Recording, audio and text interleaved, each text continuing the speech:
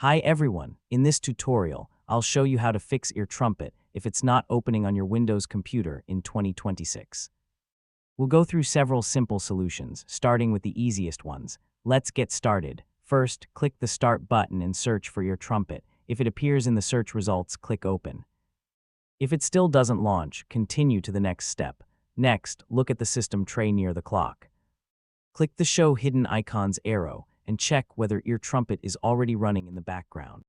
Sometimes the app opens in the notification area instead of displaying a separate window. If EarTrumpet still doesn't open, press Ctrl plus Shift plus S to open Task Manager. Look for EarTrumpet under the running processes.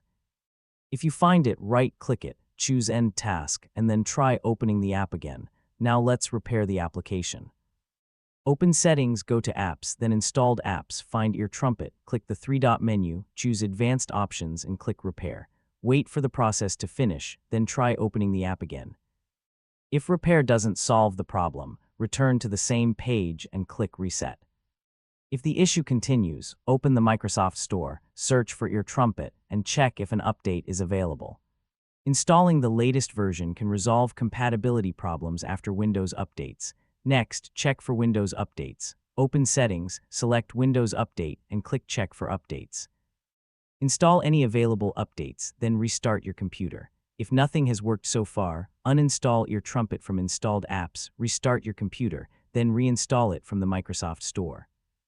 A fresh installation often fixes corrupted app files. Finally, after reinstalling, launch EarTrumpet again and check the system tray near the clock. If the icon appears, the application is running correctly. That's how to fix EarTrumpet when it won't open in 2026. These steps solve most startup problems and help restore the app to normal. Thanks for watching, and I'll see you in the next tutorial.